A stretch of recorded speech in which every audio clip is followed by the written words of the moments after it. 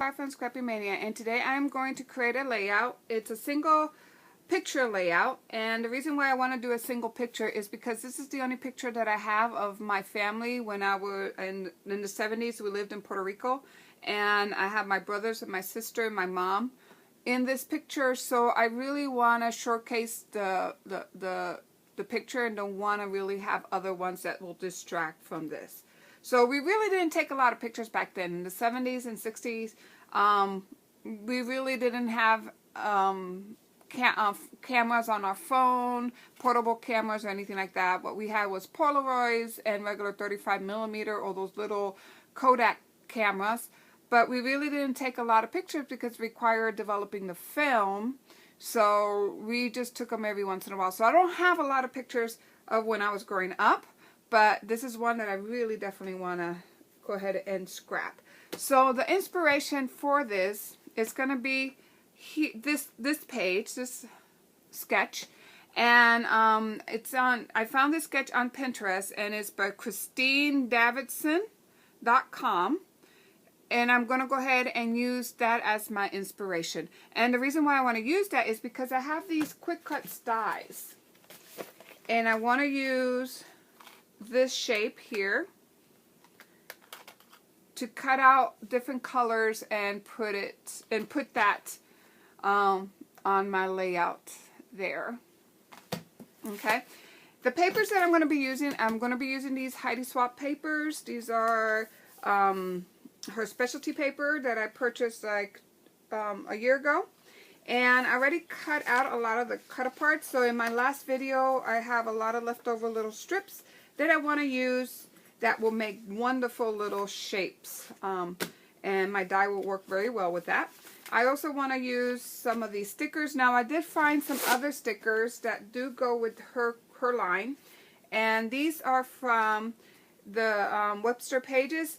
Some time ago, I went ahead and purchased a warehouse sale, and I did have some videos where I created some layouts using these papers, but I have some leftover papers here that I want to go ahead and use up and some embellishments.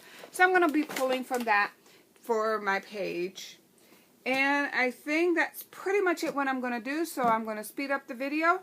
I'm going to put my inspiration right across so that way I can view it.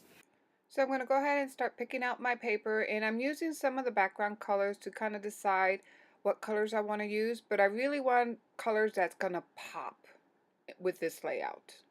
One tip that I want to give you is when you're using these dies and that you can see through it, I like to use a magnetic die because it really holds on to where it keeps the position. You can use tape, but it really works very nicely because it really keeps the position as I cut it, and there's no mistake. And see how pretty that's going to look.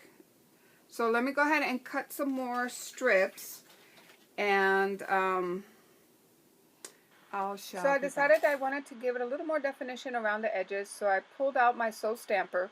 I was going to use that ruler that has laser lights, alignment lights, but it wasn't working for me.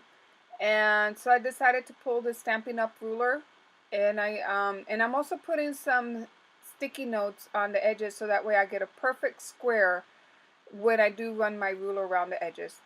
I'm gonna go ahead and compose the page first before I glue anything down.